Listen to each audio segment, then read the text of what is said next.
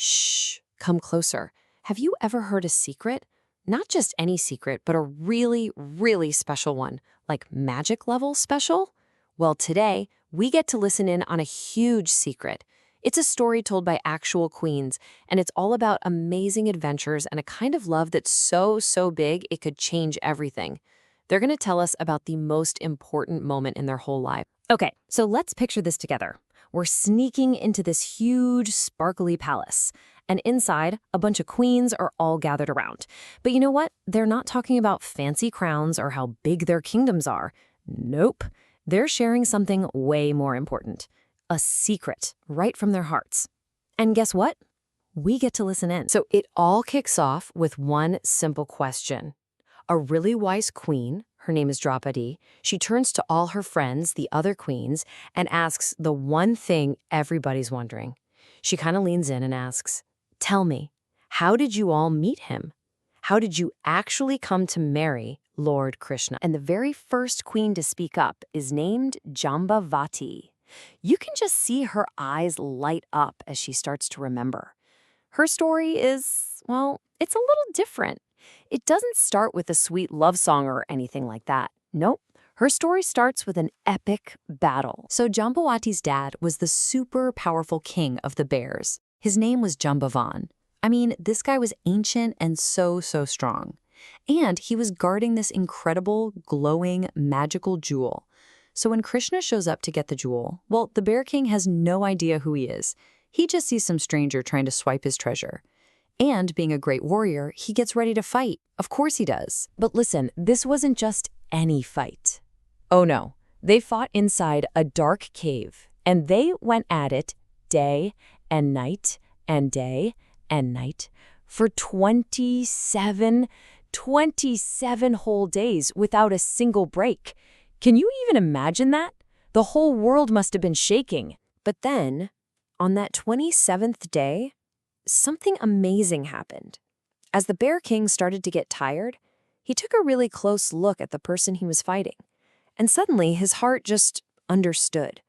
This wasn't an enemy. This was his lord. And right then and there, the whole fight just melted away and turned into love. Jambavan bowed all the way down and gave Krishna the jewel. And he also offered his own daughter, Jambavati, to serve him always. And as Jambavati finishes telling her story, you can hear the love in her voice when she says, "I am his maidservant." All right, next up, another queen. Her name is Satya. She starts to smile. Her story is also about a big contest, but this one wasn't a fight. Oh no. This one was a test of pure strength against 7 huge, scary, wild bulls. So Satya tells us that her dad set up this wild challenge. He said, "Whoever wants to marry my daughter has to tame 7 of my fiercest bulls." So of course, all the strongest heroes from everywhere came to give it a shot. But you know what happened? Every single one of them got tossed around and defeated. The bulls were just too powerful. But then, Krishna showed up. He just walks right up to them, and with this little playful smile, he handles all 7 bulls at the exact same time, like it was nothing. Just like a game. And just like that, he won. And get this. How did he do it? Satya says he tied up those massive, angry bulls as if children were tying up little baby goats. Isn't that amazing? Just think about that for a second. His strength wasn't mean or scary at all. It was just gentle and graceful and totally playful. Okay, get ready for story number 3. This one is from Queen Lakshmana and her challenge. It wasn't about being strong. It was about having skill that was like completely impossible. We're talking about an archery shot that nobody, and I mean nobody, thought could actually be done. All right, you gotta picture this. Way up high, there's a fish spinning around as a target. Simple, right? Wrong. You weren't allowed to look up at the fish. The only way you could aim was by looking down into a pot of water and trying to see its wobbly reflection. And on top of that, you had to use this gigantic, super heavy bow to hit a target you couldn't even really see. No way! And everyone who was anyone was there. We're talking the most famous heroes of the time. You had these mighty kings like Jarasandha and incredible warriors like Bhima and Karna. But get this. Some of them, they couldn't even lift the bow. It was so heavy. A few others managed to string it, but when they looked down into the water, they couldn't find the reflection. They couldn't even see the target. Every last one of them tried, and every last one of them failed. And then it was Krishna's turn. He just walks up, cool as can be. And with a little smile, he picks up that huge bow like it was a toy, puts the string on, easy peasy. Then he just glances down at the water for a split second. And thwip, he lets the arrow fly. Just one shot. It zipped straight up, hit the fish perfectly, and sent it falling right down. He did it. He did the thing everyone thought was impossible. And just like that, he won Queen Lakshmana's heart. So, okay, we've heard these amazing stories, right? Epic battles, impossible challenges.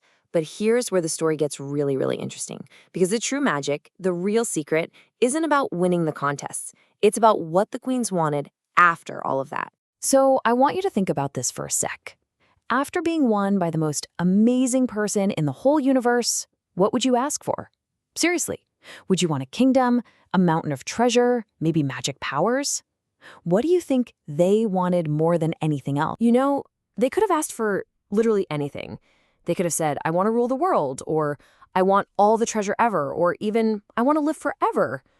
But they didn't want any of that stuff. Not a single thing. The only thing they wanted, the biggest, best prize they could ever dream of, was just to be able to serve him, to be close to him, to be able to touch the dust from his feet. That was everything to them. In fact, they told Queen Draupadi this themselves, and you can just feel the love in their words. They said, we do not desire rulership over the entire earth, or even the abode of the Supreme Lord. They said that nothing, no treasure, no power, could ever be as good as the simple happiness of loving him. So you see, these stories are so much more than just cool adventures. They're actually lessons for our hearts. They teach us that real love is about giving your whole heart to someone.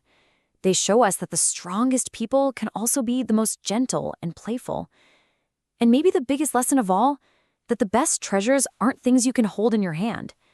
The best prize in the whole wide world is just getting to be near someone you love. And that was the big secret the queens shared. Their love was their greatest treasure.